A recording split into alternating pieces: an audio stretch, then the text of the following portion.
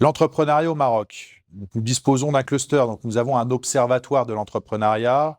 Aujourd'hui, on peut constater que de plus en plus de personnes dans des nouveaux métiers que j'appellerais le digital et l'IT apparaissent avec une volonté forte du freelance. Sur l'entrepreneuriat, autrement, bien sûr, c'est toujours très orienté tech, mais aussi sur le Maroc, certains jeunes ou des personnes quittent leur job habituel pour aller vers les industries culturelles et créatives.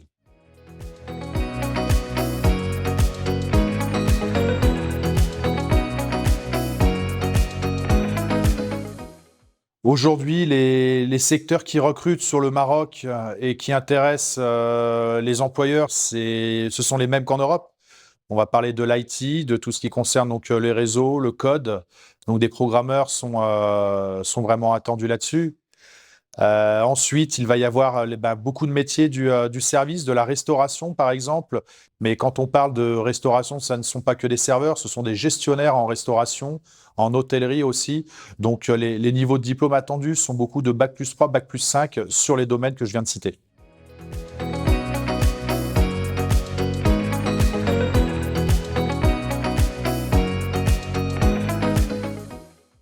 Trouver un emploi au Maroc, non. Il faut dire que c'est quand même assez compliqué. Quand nous ne sommes pas dans les domaines qui ont pu être cités tout à l'heure dans l'autre question. Mais aujourd'hui, au Maroc, trouver un emploi va être... Il faut dire qu'il faut s'orienter vers de l'expertise. À une époque, trouver un emploi au Maroc, côté généraliste, c'était très attendu de la part des employeurs. Aujourd'hui, le Maroc a formé beaucoup de personnes en Europe, aux États-Unis, au Canada. Mais aujourd'hui, ce que l'on peut attendre, c'est une expertise technique, une expertise réelle que l'on ne trouve pas partout, sur des métiers qui peuvent être en tension, mais pas uniquement. Mais vraiment miser sur de l'expertise. Ne pas s'attendre à un poste de chef de projet ou de directeur de projet, des choses très transverses. Le Maroc a des compétences pour ça. Par contre, pour un salarié français, une expertise technique est vraiment appréciée.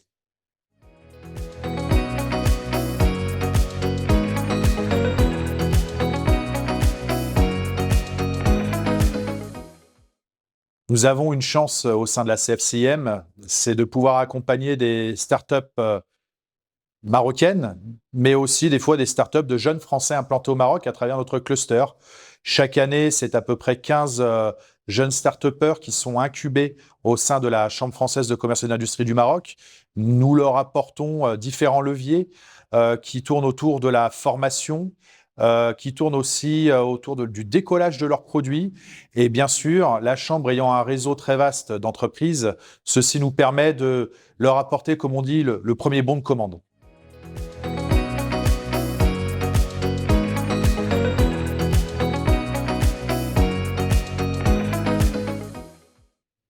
La CFCM dispose d'un service d'aide au recrutement. Nous ne sommes pas, comme on peut dire, entre guillemets, des chasseurs de tête, mais nous avons aujourd'hui une base de données assez fournie, qu'elle soit composée de profils français ou marocains. Mais nous avons une base de données. Il nous suffit de taper quelques mots-clés pour retrouver ces bases de données. Donc, nous récupérons des CV. Nous l'injectons dans un logiciel de reconnaissance de CV qui crée une base de données. Et à ce moment-là, nous pouvons proposer des profils aux employeurs. Donc, j'invite tout expat, époux d'expatriés, à nous solliciter, ou tout jeune Marocain qui pourrait avoir cette vidéo, à nous transmettre vos CV. Nous avons une adresse générique que vous pouvez trouver sur notre site internet. Et à ce moment-là, vous pourrez intégrer une base de données, et une base de données fiable.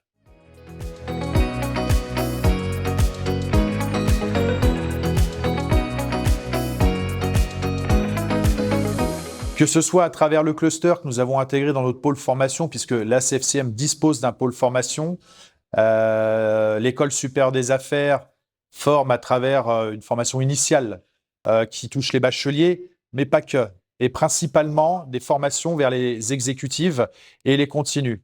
Donc, des personnes qui sont des salariés en activité, des personnes en recherche d'emploi qui désirent se former.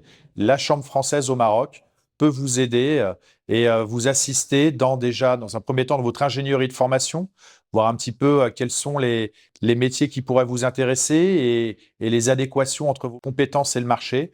Mais après aussi, travailler avec vous dans le cadre de votre formation professionnelle adaptée à la demande du marché national.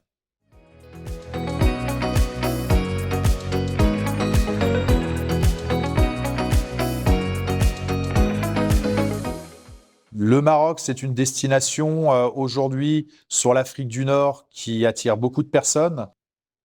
Un sujet aussi très important, c'est on peut être expat et faire du télétravail. Donc le Maroc commence à accueillir, les structures se mettent en place pour accueillir des télétravailleurs dans des conditions inespérées. Nous pensons à Marrakech, Agadir, mais je vois aussi sur une partie du Maroc, à Dakhla, spot de kitesurfer, beaucoup de centres d'affaires attendre des expatriés français, mais des expatriés télétravailleurs qui désirent à un moment donné prendre un peu de bon temps et de vacances sous le soleil. Donc n'hésitez pas à nous contacter, nous pourrons vous guider dans les différentes régions marocaines.